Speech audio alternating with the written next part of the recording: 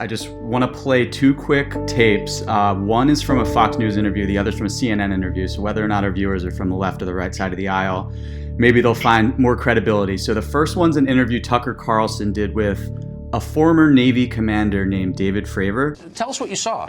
Well, we had launched on a routine training mission. When we joined up, we were told that the event was going to be canceled and that we have real-world tasking, and we were sent out to the west. We get out to the spot where they tell us it's at.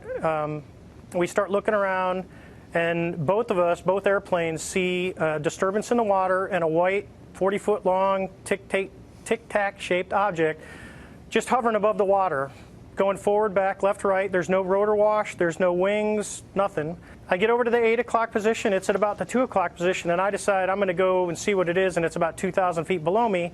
And I cut across the circle, and as I get within about a half mile of it, it rapidly accelerates to the south in about 2 seconds and disappears. What would you estimate the speed? Oh, well above supersonic. It like a bullet out of a gun, it took off. So from what you know about aerodynamics, mechanics, physics, should this be possible, what you saw? Not with the technology that we have today, not at all. It has no exhaust, no discernible things of anything form of propulsion.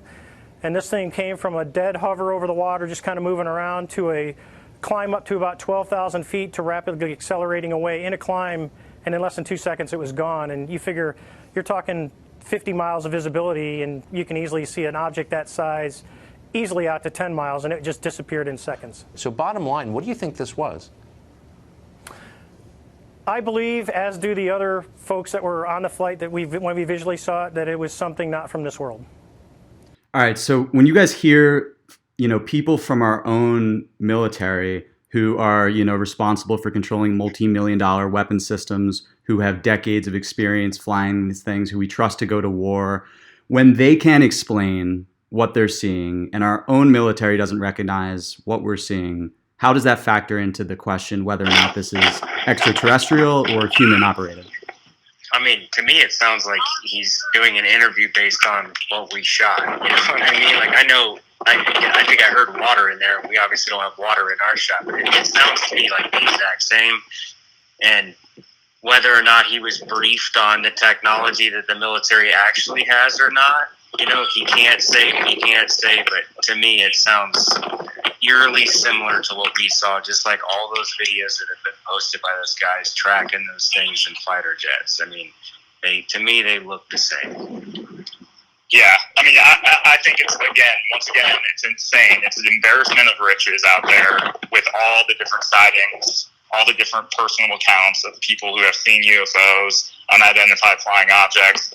So whether or not it's man-made, whether or not it's extraterrestrial, I think we're not being told the full truth. I think there's a lot of information that's out there, a lot of documentation that's out there, and for whatever reason, we have been, us, the public, have been kept in the dark about it, and a lot of effort has been made to shut down the claims of all of these different accounts. So.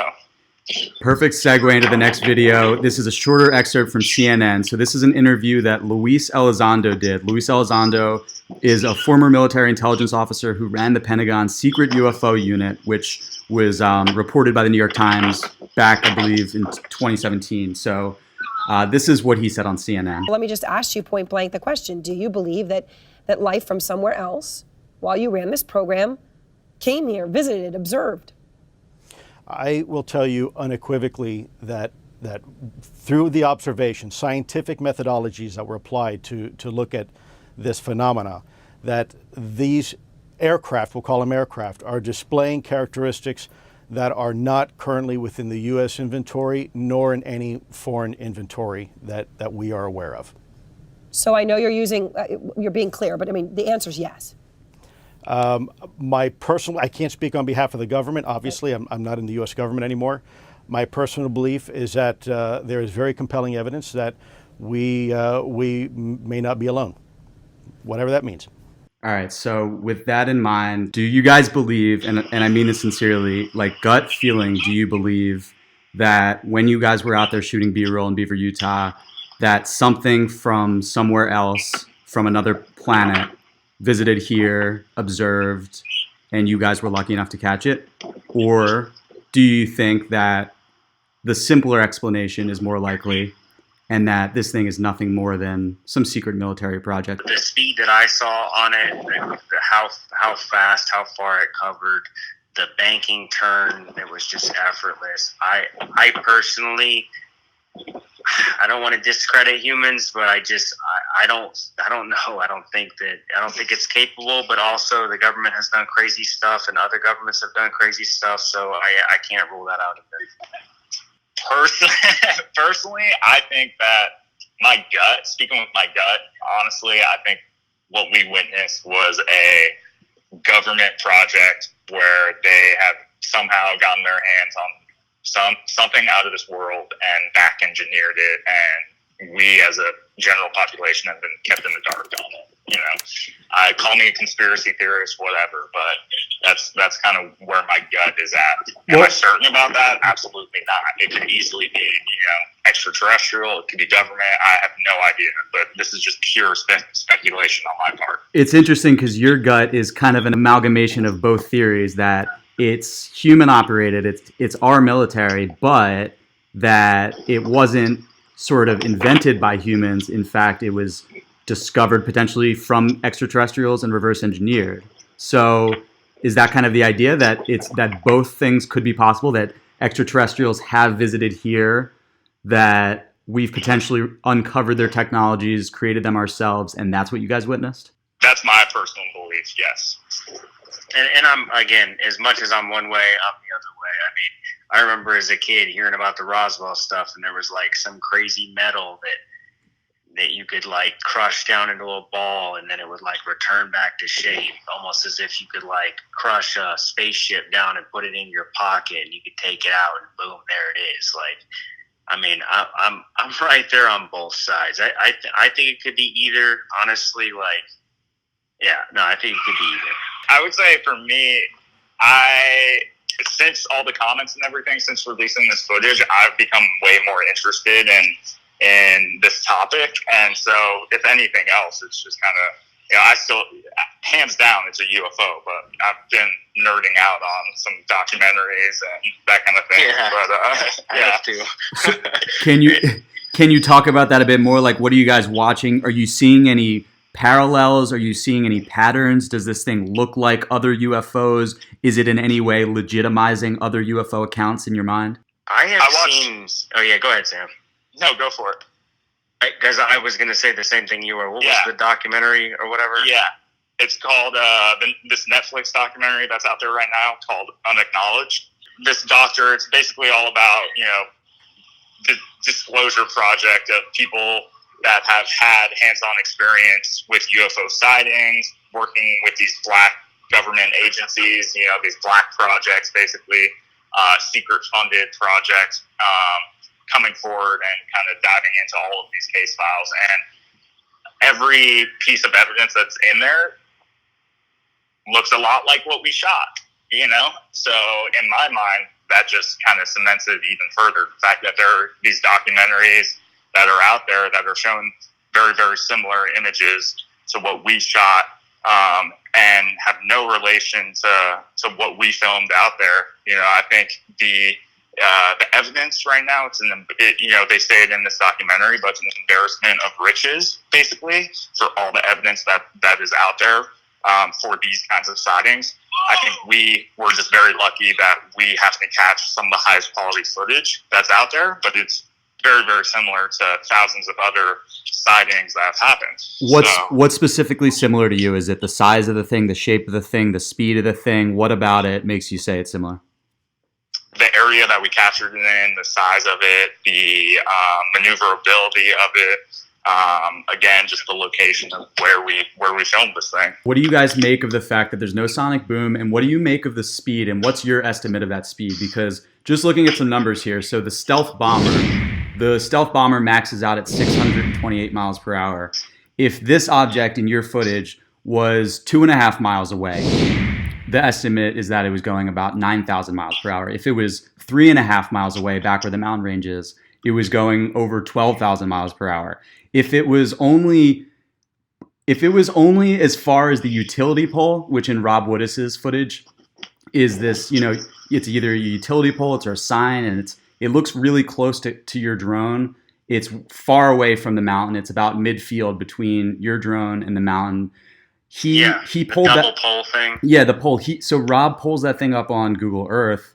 That pole is 0.25 miles away from you guys. It's a quarter mile away from you. So even if the thing was only that far, which it's clearly much farther away, even if it was 0.25 miles away, to get past you in 1 second means it was going 900 miles per hour. So even in the most conservative estimate, placing this thing much closer to you than it actually was, it gets to you about 300 miles per hour faster than a stealth bomber gets to you. So I just like, what do you make of the speed, and how does that factor into the equation of whether this thing could have been military or ET? I mean, I agree with, I agree. I know as a drone pilot, like when you're flying a drone directly away from you, you really don't have any depth perception whatsoever. So to tell how far something is away is, you just can't do it necessarily that accurately. You know what I mean? So for me, I'm not going to say it was traveling 9,000. I'm not going to say it was traveling all that. But I even saw in his video where he was saying, like, listen, even if it had come from the tree right in front of the drone, it was traveling at over 200 or whatever. You know, like, for me, that's evidence enough. Like, even though it's clearly traveling from so much further away, like, it debunks everything about the speed. Like, even if it was traveling right in front of the drone, it's still, like, unreal speed.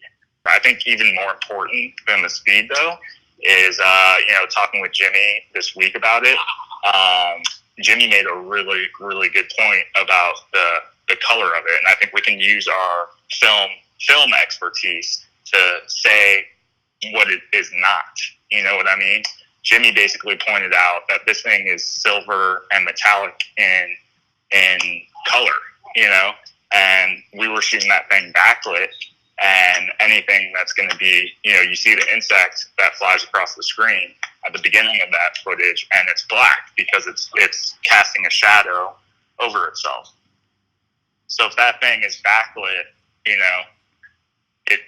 and it's a bug or anything like that, or bird, whatever, it's going to show up as dark on your screen. Why is it then, light and silver in nature? So to me, metallic means, it's been made.